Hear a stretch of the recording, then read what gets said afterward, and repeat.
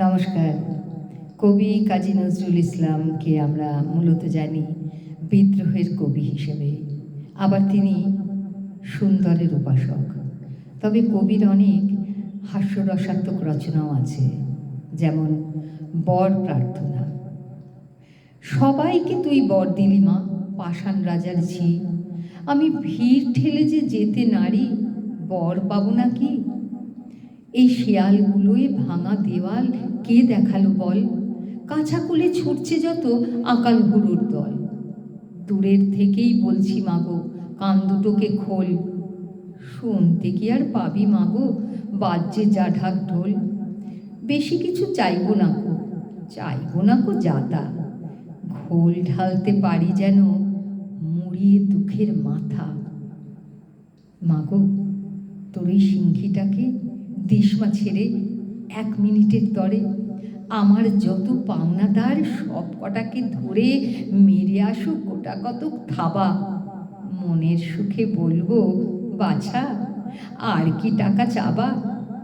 ওই খাড়াটা নিয়ে মা তোর করতে পারিস তারা। ওই বাড়িওয়ালা আসবে যখন নিতে বাড়ি ভাড়া। টাকার তেমন খাকতি নেই মা, মাসে 10,000 পাঠিয়ে দিস মা, ভেবে নেব ধন পেয়েছি রাজার। মাগো, রাতে যেন কামড়ায় না কো ছাড় পোকা আর মশা। দিনের বেলাও সইতে নারি, গায়েতে মাছি বসা। মাগো, ছেলে আমার হোক জজ, মেয়ে আমার হোক রানী।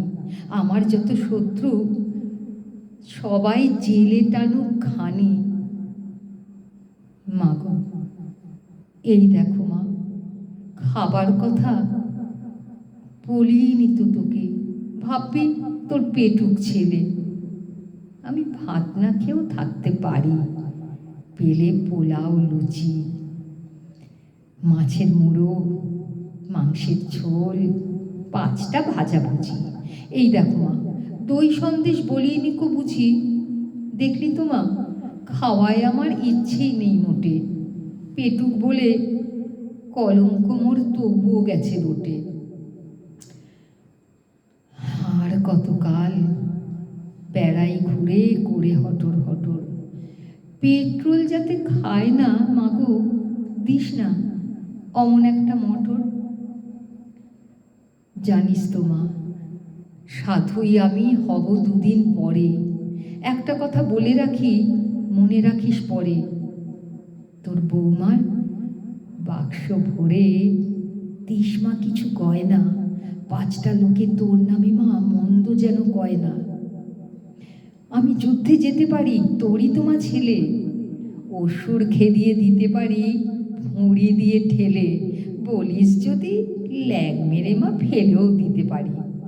কিন্তু তোকে কাঁদিয়ে মাগো যুদ্ধে যেতে নারি।